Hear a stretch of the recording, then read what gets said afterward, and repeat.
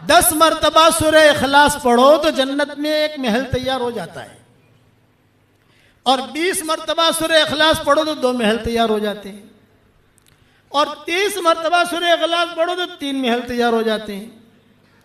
آج کل کے حالات کے اندر میں اپنے ساتھیوں سے، شاگردوں سے، شاگردنوں سے یہ درخواست کرتا ہوں، ہمارے واٹس ایپ کے سبقوں میں سب جگہ، کہ 313 مرتبہ سورہ اخلاص پڑھنے کی عادت ڈالو تو روزانہ انشاءاللہ 31 محل تیار ہو جائیں گے۔ کتنے محل بھائی؟ اور 104 مرتبہ قرآن شریف پڑھنے کے برابر اللہ ثواب دے گا۔ 31 بنگلے روزانہ تیار ہو جائیں گے انشاءاللہ، اور کوئی انکم ٹیکس والا آپ کو فون نہیں کرے گا۔ بے دنیا میں آپ بنگلور کے اندر ایک فلیٹ لے لو 1000 اسکوائر فٹ کا، تو انکم ٹیکس والوں کو حساب دینا پڑتا ہے نہیں دینا پڑتا؟ اور یہاں تو 31 محل، گھر نہیں محل، قصر کا۔ حضور صلی اللہ علیہ وسلم نے حضرت عمر سے کہا تھا، عمر 10 مرتبہ سورہ اخلاص پڑھ، جنت کے اندر اللہ ایک محل دے دے گا۔ حضرت عمر نے کہا 10 مرتبہ سورہ اخلاص پڑھوں جنت میں ایک محل، میں تو بہت محل بناؤں گا۔ آپ نے فرمایا جتنی طاقت ہو بناتے بناتے تھکے گا، اللہ دیتے دیتے نہیں تھکے گا۔ تو 313 مرتبہ پڑھو گے انشاءاللہ؟ اچھا، 313 مرتبہ سورہ اخلاص، 313 مرتبہ درود شریف، 313 مرتبہ استغفار۔ استغفار میں شارٹ والا، اللہم اغفر لی، اللہم اغفر لی، وہ پڑھنا نہ آوے تو اردو میں کہہ دو اللہم، اے اللہ مجھے معاف کر دے، اے اللہ مجھے معاف کر دے۔ لیکن لوگ بیچارے سیدھے سادے ہوتے ہیں، بعض مرتبہ انہیں کوئی چیز سمجھ میں نہیں آتی۔ ایک پٹھان ملا، پٹھان ابھی ہم سفر میں تھے نا، ایک پٹھان جو ہے وہ بیچارہ طواف کر رہا تھا، ظہر کے وقت میں آ کر اس نے پوچھا بھئی یہ طواف ختم کب ہوگا؟ ارے پٹھان صاحب کب سے شروع کیا؟ بولے فجر سے شروع کیا ہے، طواف ختم ہی نہیں ہوتا۔ اور بیچارہ صبح سے چلتے چلتے تھک گیا ظہر میں کہ طواف ختم کب ہوگا؟ ارے 7 چکر پر طواف ختم ہو جاتا ہے۔ ارے بھائی مجھے تو پتہ نہیں، میں تو صبح سے لگا ہوں کہ طواف ختم ہوگا، کوئی رہے گا نہیں، اس کا مطلب ہے کہ طواف ختم ہو گیا۔ یہ تو جو ہے چل رہا ہوں تو لوگ آ رہے ہیں، چل رہا ہوں لوگ آ رہے ہیں، سیدھے سادے آدمی ہوتے ہیں۔ مسجد قباء میں ہم گئے، ایک بڑھیا بیٹھی ہوئی کہتی تھی کہ اللہ پاک تیرے نبی کا عمرہ بہت آسان ہے، تیرا عمرہ بہت بھاری ہے، کہ تیرے عمرے میں بہت تھکتی ہوں، تیرے نبی کے عمرے میں نہیں تھکی۔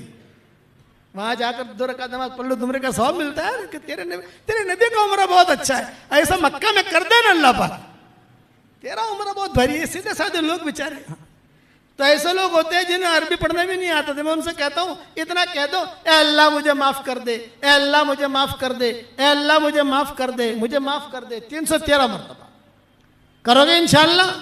آپ اس کی اتنی عادت ڈال دو، تم اس کے بعد جو دعا مانگو گے اللہ آپ کی دعا قبول کرے گا۔ اچھا، صبح شام کی جو تسبیح ہے نا، اس میں بھی درود شریف ہے، اس میں بھی استغفار ہے، جو اس میں آپ کور کر سکتے ہو، یعنی صبح شام 100 مرتبہ پڑھتے ہو، 200 مرتبہ ہو گیا، اب 213 مرتبہ اور پڑھنا ہے، اور کچھ نہیں۔ 313 مرتبہ سورہ اخلاص، 313 مرتبہ درود شریف، 313 مرتبہ استغفار، اتنی کی پابندی کرو، انشاءاللہ ثم انشاءاللہ آپ کہو گے کہ مولوی صاحب نے کتنی بڑی چیز دے دی۔ میرے والد صاحب رحمۃ اللہ علیہ مجھے کہتے تھے کہ بیٹا یونس، یہ یونس کو تھوڑا کھینچتے تھے، بیٹا یونس رات کو جب نیند نہ آوے نا تو 5-6 بنگلے بنا دینے کی جنت میں، تو بنگلے بن جائیں گے، نیند بھی آ جائے گی، سمجھ گئے؟ اور کہتے ہیں بیٹا دنیا میں آپ حضرات سے کہتا ہوں بنگلور میں پراپرٹیاں بہت بنائی، اللہ آپ کی پراپرٹیوں میں بہت برکت دے، ہماری دعا ہے، اب جنت میں یہ پراپرٹی بناؤ۔ اور ابا ایک بات اور بھی کہتے تھے، جو اللہ جنت میں بنگلہ دینے پر تیار ہے وہ بنگلور میں بھی دے دے گا، بمبئی میں بھی دے دے گا، جب وہاں دینے پر قادر رہتے ہیں، دنیا میں نہیں دے سکتا، کچھ بنگلے اللہ یہاں بھی اتار دے گا۔ کون کون پڑھے گا انشاءاللہ بھائی؟ واہ واہ واہ واہ۔ اور ایک ہدیہ اور مختصر سا، آج کل لوگ بہت پریشان ہیں، جس کو دیکھو کاروبار نہیں ہے، قرضہ ہو گیا، جنات پریشان کر رہے، نظر لگ گئی، حسد ہے، قرضہ چڑھ گیا، قرضہ دیتا نہیں ہے، یہ ہے بھئی ہم تو جگ پیر ہیں نا، جگ پیر، اس لیے ہم کو جو لوگ پوچھتے ہیں تو میں اس کا آسان علاج بتاتا ہوں آپ کو. آپ کے جیسے مسجد ہے، اس کے 4 کونے ہیں، دیکھو ایک کونا یہ، ایک کونا یہ، ایک کونا یہ، ایک کونا یہ.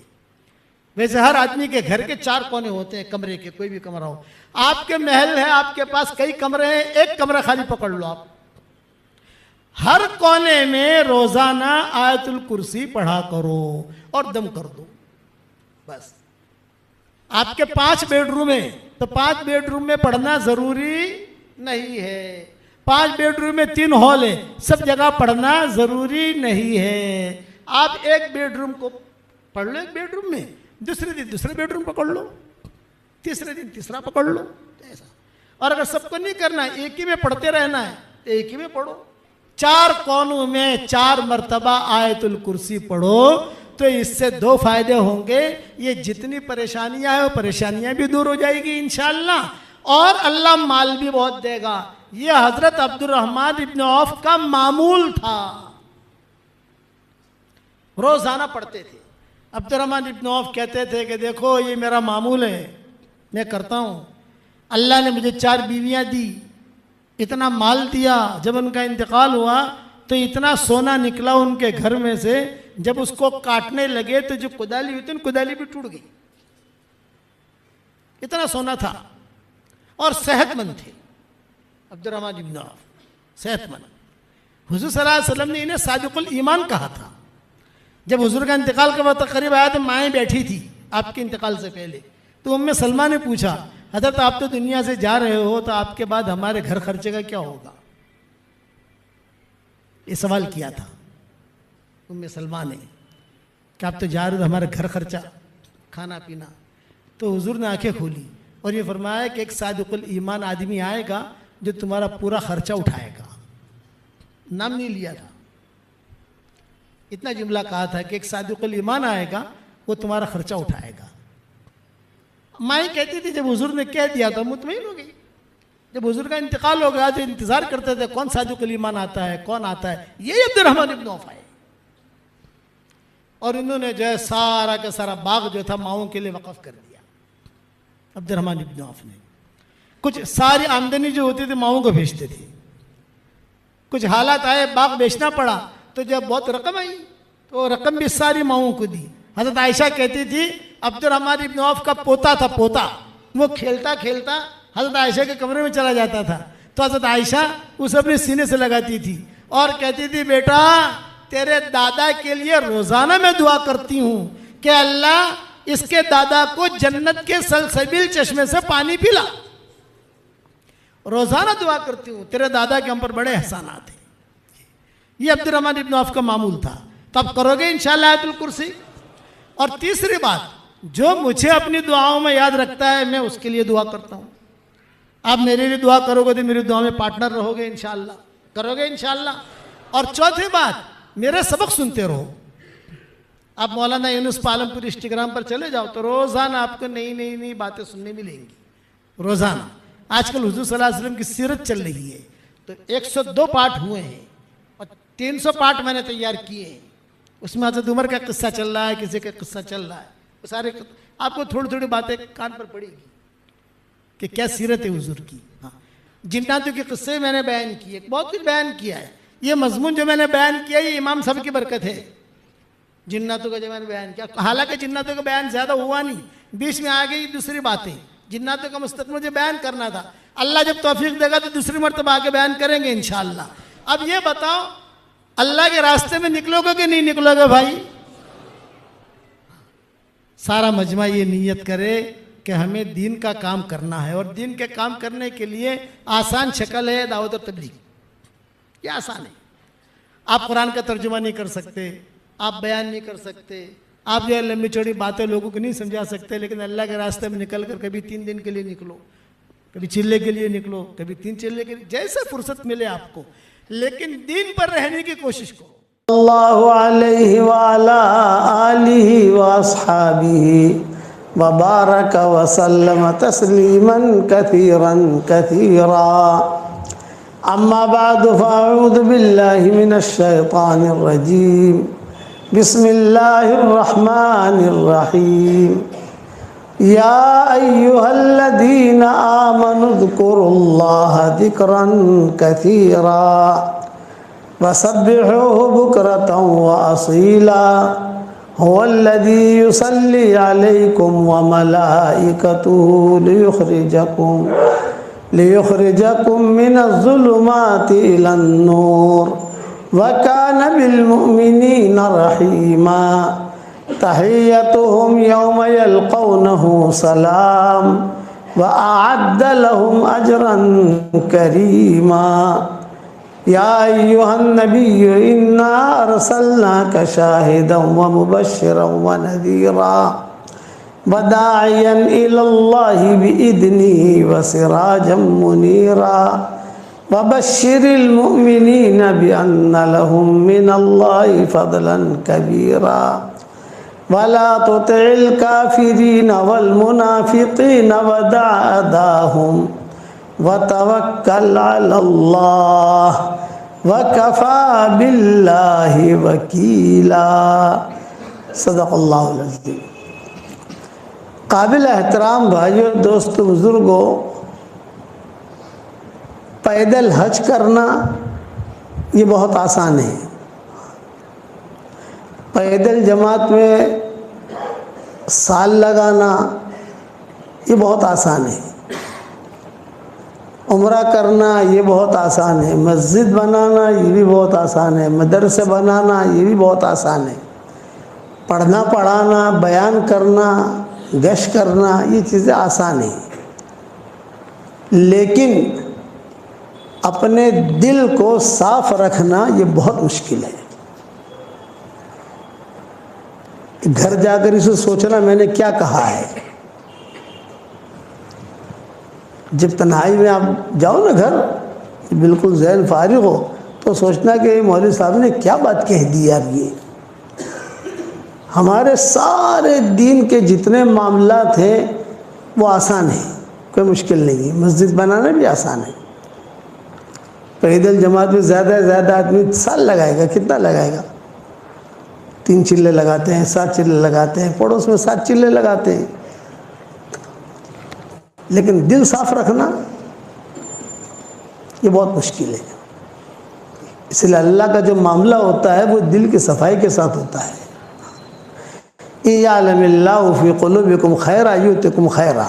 تمہارے دلوں میں خیر ہوگی تو ہم تم کو خیر دیں گے.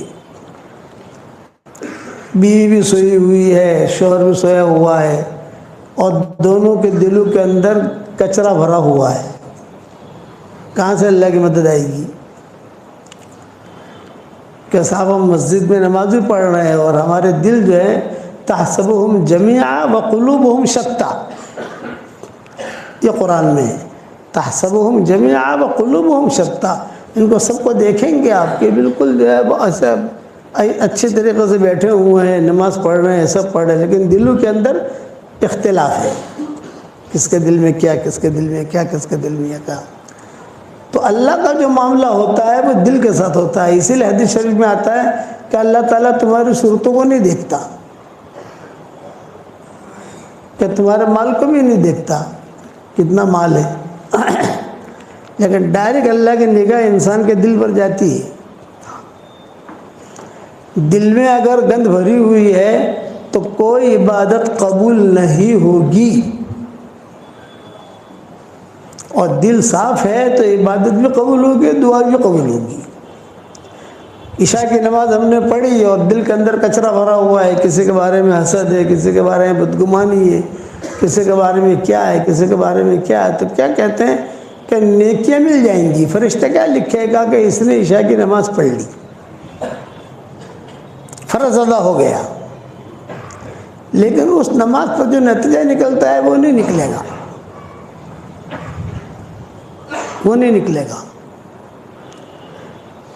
اس لیے اس وقت میں یہ بنیادی چیز ہے کہ آدمی اپنے دل پر بھی محنت کرے. ظاہری نماز ہماری اچھی ہو، ہم فکر کرتے نہیں کرتے، رکوع برابر ہو، سجدہ برابر ہو، کپڑے ذرا پاک صاف ہوں، خوشبو ہو، خوش و خضو کے ساتھ نماز پڑھیں.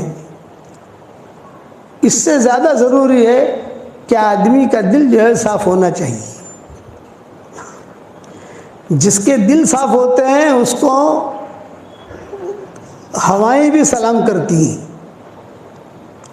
اور جس کے دل میں کچرا ہوتا ہے تو خیر آ کر بھی چلی جاتی ہے. دروازے پر آئے گی خیر، لیکن دیکھے گا کہ ہاں ان کے دل کے اندر کچرا ہے تو خیر نکل جائے گی. کسی زمانے میں افغانستان میں حالات آئے تھے، آج سے 600-700 سال پہلے کا ایک قصہ ہے. زلزلے آئے. عام طور سے جہاں پہاڑ ہوتے ہیں وہاں زلزلے نہیں آتے، عام طور سے یہ اللہ کا نظام ہے کہ وہاں زلزلے کم آتے ہیں. جہاں پہاڑ زیادہ ہوں قریب وہاں زلزلے کم آتے ہیں. وہ پہاڑ جو ہے وہ زمین کو ہلنے سے وہ روک دیتے ہیں. تو وہاں پہاڑ بہت ہے، لیکن کچھ وہ حالات آئے ان پر 700 سال پہلے. کوئی لاوا پھٹا، آگ نکلی، اس میں پھر زلزلہ بھی آیا، کئی لوگ دائیں بائیں ہو گئے. تو ایک عورت اپنے چھوٹے بچوں کو لے کر وہاں سے پیدل تاشقند پہنچی. یہ سب بارڈریں ملی ہوئی ہیں، تاجکستان، ازبکستان، تاشقند، سمرقند، بخارا، ترمیز، نسائی، امام نسائی جہاں کے تھے، یہ ساری بارڈریں جو ہیں ملتی ہیں. وہ بچ گئی ایک عورت اپنے بچوں کو لے کر. اس کا شوہر انتقال ہو گیا، اس کے ماں باپ مر گئے، بھائی بہن مر گئے. ابھی جان بچا کر اللہ حفاظت فرمائے. اس کو کہتے ہیں بوائق دہر، زمانے کا الٹ پھیر، کہ بیٹھا بیٹھا آدمی ہے اور اچانک جو حال آ گیا. اللہ حفاظت فرمایا. اس لیے حدیث میں دعا منگوائی کہ اللہم انی اعوذ بک من شر بوائق الدہر، اے اللہ زمانے کے الٹ پھیر سے تو میری حفاظت فرمانا. حدیثوں میں دعائیں آتی ہیں. میں نے میری کتاب اللہ کی پناہ میں یہ دعا بہت اہتمام سے لکھی ہے، اور شاید میں نے اس کے بارے میں سبق بھی دیا ہوگا، یاد نہیں ہے ابھی مجھے. جیسے ہمارے واٹس ایپ پر سبق آتے ہیں اس میں میں نے کسی جگہ پڑھوایا ہے لوگوں کو. تو یہ عورت چلتے چلتے اپنے جان بچا کر، بچوں کی جان بچا کر، میں کس پر سنا رہا ہوں یہ قصہ؟ دل کی صفائی. میرے والد صاحب رحمۃ اللہ علیہ فرماتے تھے کہ ایک مشرک ہے، اگر اس کا بھی دل صاف ہوگا نا تو سب سے پہلے اللہ اس کو ہدایت دے دے گا. یہ ابا فرماتے ہے مشرک، لیکن دل اگر صاف ہے اور یہ دل سے جو لوگوں کی خدمت کرنا سوچتا ہے، یہ کرتا ہے، تو سب سے پہلا کام اللہ کی طرف سے یہ ہوگا کہ اس کو ہدایت ملے گی، کار خیر کرنے کی توفیق ملے گی، آگے بڑھتا رہے گا وہ. تو یہ لڑکی بیچاری پہنچی تاشقند اپنے بچوں کو لے کر. تو امیر تاشقند جو تھا یہ مسلمان تھا.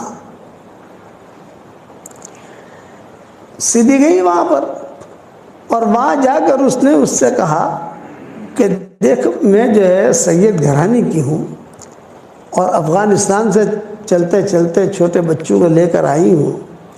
میرا سارا گھر اجڑ گیا ہے اور میں سید گھرانے کی ہوں، تو میری مدد کر. تو اس نے کہا میں تیری مدد کروں، لیکن ایک شرط کے ساتھ کہ تو سید گھرانے کی ہے تو دلیل لا، ثبوت لا، ثبوت. بھئی تو سید گھرانے کی کیا ثبوت ہے؟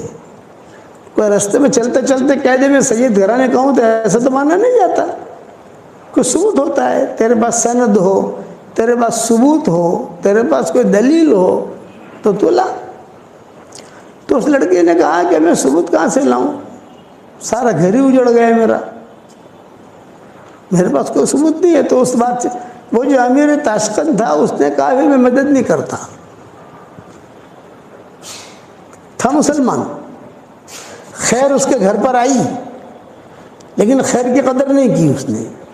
وہ لڑکی چلے گئی. اسی کے بنگلے کے سامنے ایک مجوسی کا بنگلہ تھا، ایرانی. وہاں گئی، دستک دی، وہ نکلا، سیٹ نکلا. آپ بہن کیوں آئی ہو؟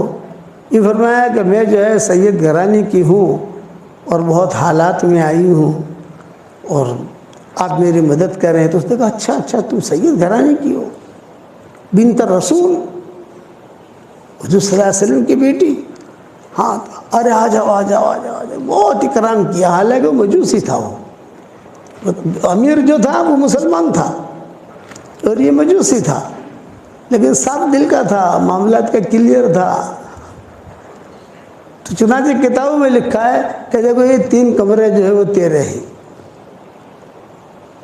تیرے تیری بچوں کے، تو آرام سے رہے جب تک تو زندہ رہے اور تیرے بچے زندہ رہے، تب تک تو رہے یہاں پر، میری طرف سے اجازت ہے، کھانا پینا سب تجھے مل جائے گا، فکر مت کرنا۔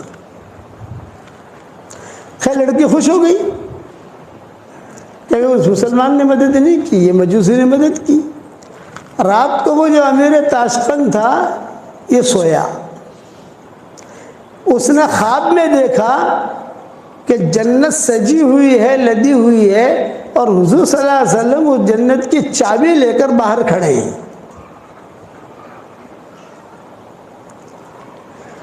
تو یہ امیر تاشقند جو مسلمان تھے گئے، کہا السلام علیکم یا رسول اللہ۔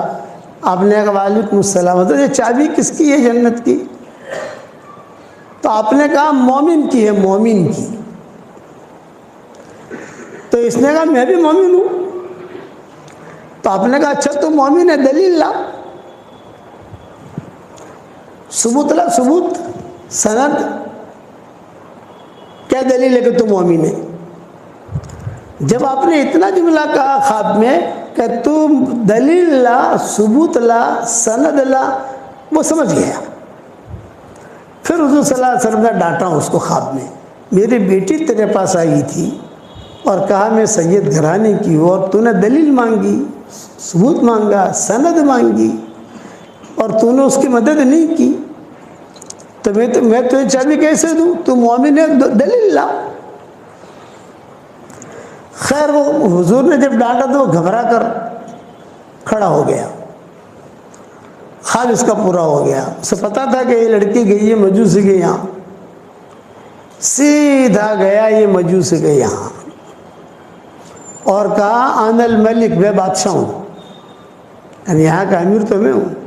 وہ لڑکی جو تمہارے پاس آئی ہے وہاں یہی بات کہی، یعنی ہماری سنی سنائی نہیں، وہ تو بڑے آدمی ہے۔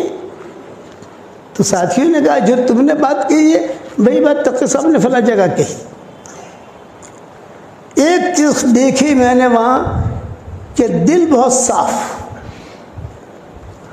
اس لیے میرا یہ جملہ گھر جا کر بھی تھوڑا سا سوچنا کہ مولوی صاحب نے کیا کہا۔ یہ ہر کام آسان ہے، دل کو صاف رکھنا مشکل ہے، اور اللہ کی جو مدد آتی ہے وہ دل کی صفائی کے ساتھ آتی ہے۔ انما یتقبل اللہ من المتقین، دل صاف ہوگا تو خیریں سلام کریں گی آپ کو، جیسے مجوسی کو بھی اللہ نے ہدایت دے دی، دل صاف تھا اس کا، ہدایت مل گئی اس کو۔ اور جو مسلمان تھا بادشاہ، اور جس کا تعلق بھی بڑے بڑے لوگوں سے، لیکن دل میں کچرا بھرا ہوا تھا، تو اللہ نے اسے محروم کر دیا۔ پوری سیرت میں آپ کو یہ قصے ملیں گے، پوری سیرت میں۔ طفیل ابن عمرو الدوسی تھے، ان کا دل بہت صاف تھا، بہت بڑے شاعر تھے، قبیلے بنی دوس۔ حضرت ابو ہریرہ اسی قبیلے کے تھے رضی اللہ تعالیٰ عنہ۔ یہ جب مکہ مکرمہ آئے تو مکہ مکرمہ یہ آئے حضور صلی اللہ علیہ وسلم سے ملنے نہیں آئے تھے، جیسے مشرکین مکہ آتے تھے مکہ مکرمہ عمرے کے لیے آتے تھے، طواف کرتے تھے، شرابیں پیتے تھے، اور آ کر وہاں زمزم کا پانی پیتے تھے، اپنے اعتبار سے دعائیں مانگتے تھے، پھر چلے جاتے تھے۔ وہ اس اعتبار سے آئے تھے طفیل بن عمرو الدوسی۔ تو مشرکین مکہ کو پتہ چلا کہ طفیل آئے ہیں، طفیل آئے ہیں، بہت ہمارے علامہ اقبال کے سب معروف ہیں کہ علامہ اقبال کے اشعار، علامہ اقبال، ویسے یہ طفیل بن عمرو الدوسی تھے۔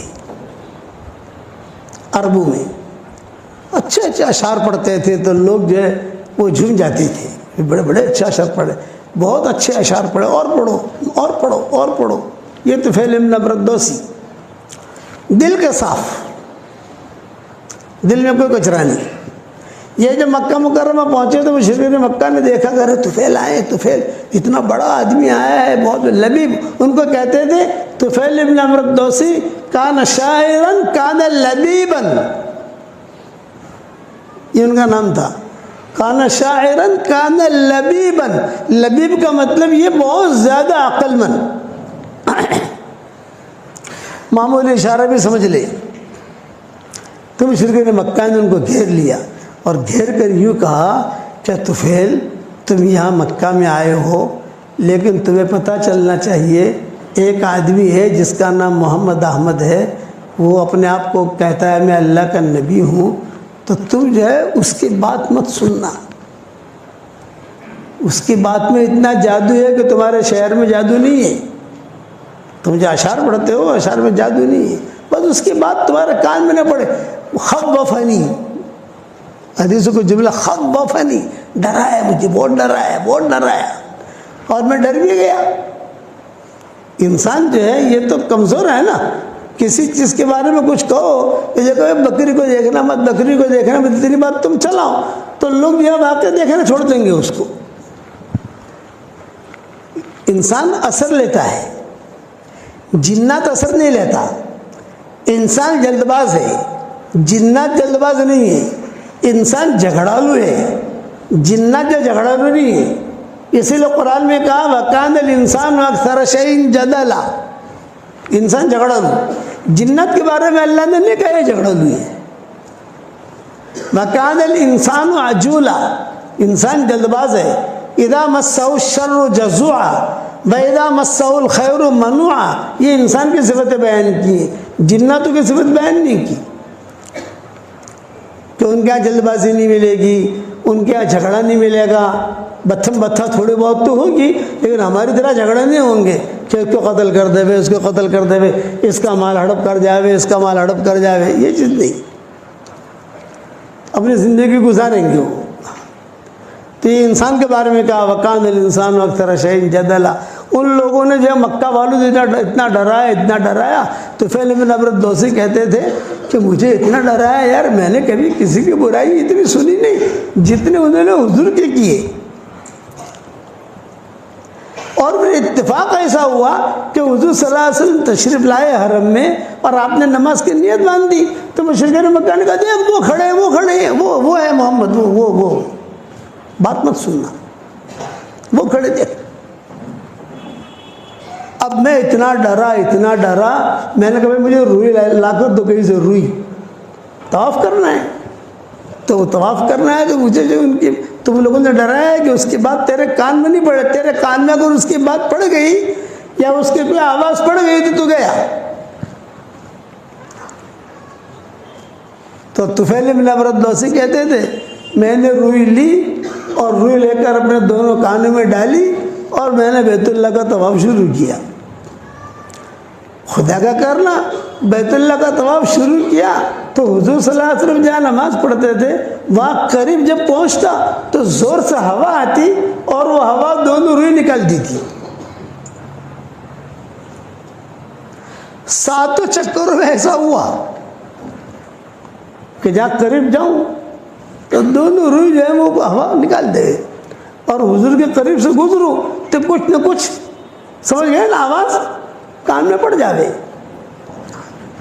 اور بھاگ کر جا کر روئی لوں، پھر سے ٹھوسوں یہ کروں، لیکن جہاں حضور کے قریب جاؤں تیز ہوا آوے اور ہوا جو ہے وہ ہوا اگر فوراً روئی نکل جائے۔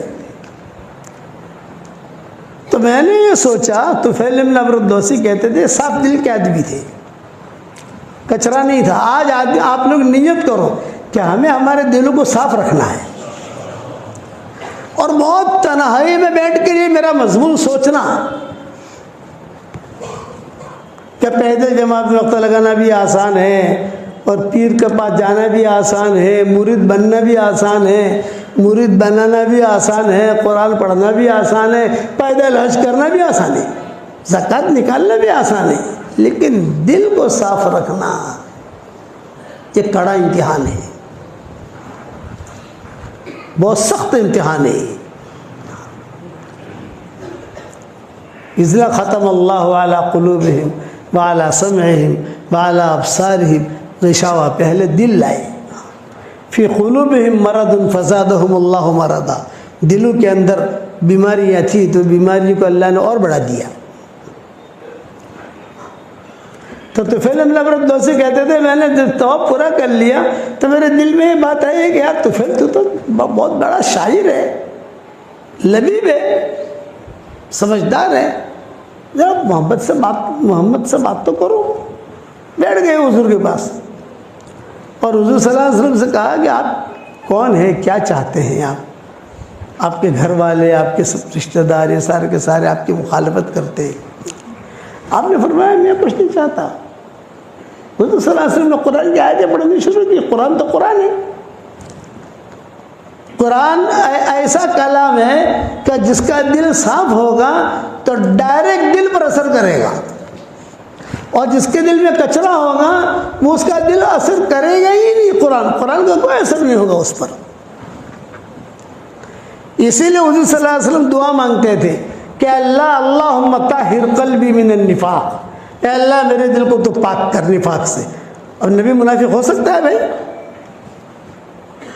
حضور دعا مانگتے تھے کہ اللہم طہر قلبی من النفاق اللہم انی اسألک قلبا سلیما۔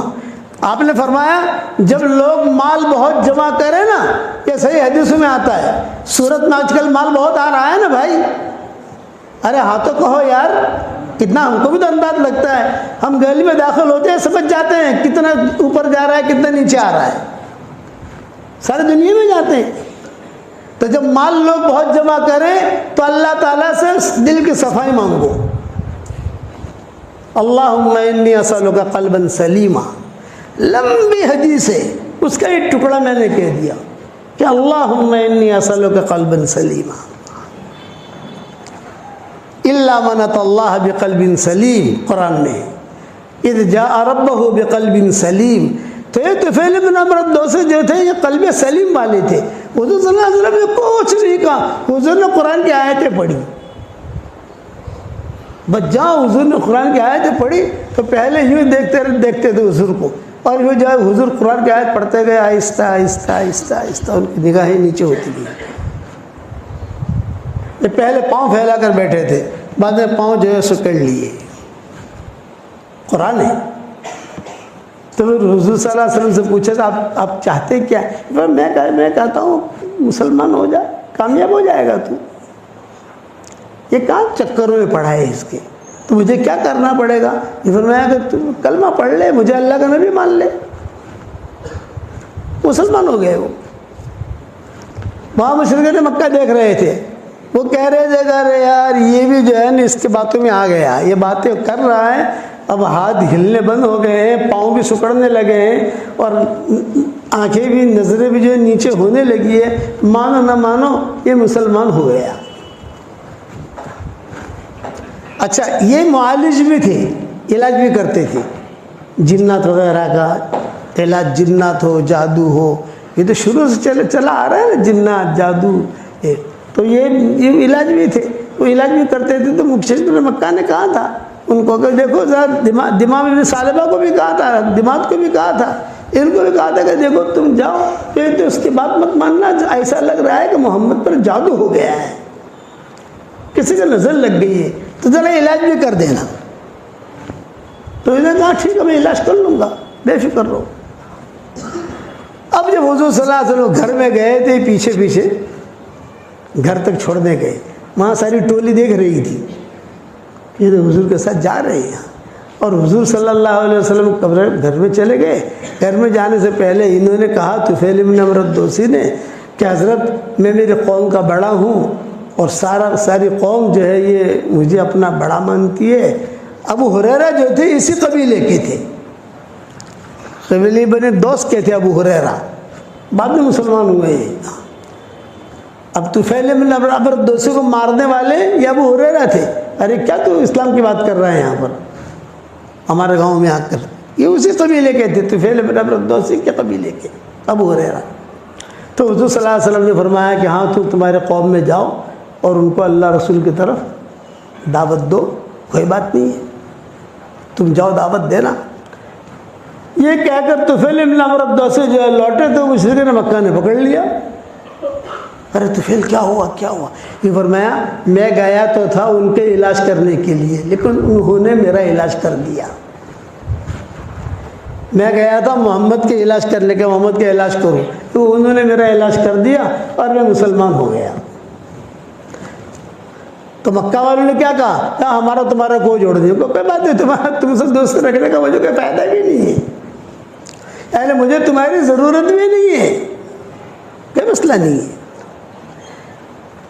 چلتے چلتے انہوں نے ایک بات حضور صلی اللہ علیہ وسلم سے پوچھی تھی، ایک بات فرمایا حضرت میں اپنے قوم کا بڑا تو ہوں، لیکن ایک مسئلہ ہے، وہ مسئلہ یہ ہے کہ میں وہاں جا کر دعوت دوں گا تو یہ لوگ پوچھیں گے کوئی نشانی ہے کہ نہیں، کچھ آپ دعا کر دیں کہ اللہ تعالیٰ کوئی نشانی دے دے مجھ کو۔ تو حضور نے دعا کے لیے ہاتھ اٹھائی، اللہم اجعل لہ آیہ، اللہم اجعل لہ آیہ، اے اللہ اس کو ایک نشانی دے دے۔ فرشتوں نے آمین کہی، حضور نے آمین کہی، طفیل ابن عمرو الدوسی نے آمین کہی، دعا قبول ہو گئی۔ طفیل ابن عمرو الدوسی کہتے ہیں میں مشرکین مکہ میں اعلان کر کے نکلا، بھی میں تو مسلمان ہو گیا ہوں، میں تو جا رہا ہوں، تو کوئی بات نہیں۔ اب یہ روانہ ہوئے، اپنے قبیلے میں پہنچے، ان کا قبیلہ پہاڑوں کے بیچ میں رہتا تھا، یعنی ان کے قبیلے میں جانا ہو، داخل ہونا ہو تو جب پہاڑ سے اتر کر پھر نیچے جاؤ آپ تو ان کا قبیلہ ملے گا، سب کے گھر رہتے تھے وہاں، اور چاروں طرف پہاڑیاں۔ جب میں پہاڑی کے اوپر سے نیچے اترا تو اچانک میرے پیشانی سے نور نکلا، یہ طفیل کہتے تھے۔ اچانک میں گھبرا گیا، ارے کیا؟ اور میرا جو قبیلہ تھا یہ پورا کا پورا روشن ہو رہا ہے، جہاں دیکھوں وہاں روشنی، جہاں دیکھوں وہاں روشنی، یوں دیکھوں تو یوں روشنی، یوں دیکھوں تو یوں روشنی، یہ دیکھوں تو یوں روشنی۔ میں گھبرایا، پھر مجھے اچانک یاد آیا کہ ارے حضور صلی اللہ علیہ وسلم نے دعا مانگی تھی نا، اللہم اجعل لہ آیہ، اے اللہ ایک نشانی دینا ہے اس کو، تو یہ نشانی ہے۔ تو میں نے اللہ سے کہا اللہم فی غیر وجہ، یہ حدیث کے جملے ہیں، اللہم فی غیر وجہ، کیا مطلب؟ اے اللہ یہ نشانی ہے، یہ تو میں نے حضور صلی اللہ علیہ وسلم سے کہی تھی، وہی دعا قبول ہوئے، لیکن اللہ پاک یہاں سے میرا یہ نور ہٹا دے، اس لیے کہ اس روشنی کو لے کر، اس نور کو لے کے میں جاؤں گا تو میری قوم کہے گی تو نے اپنا دھرم چھوڑا تھا، تیرا چہرہ بھی بگڑ گیا۔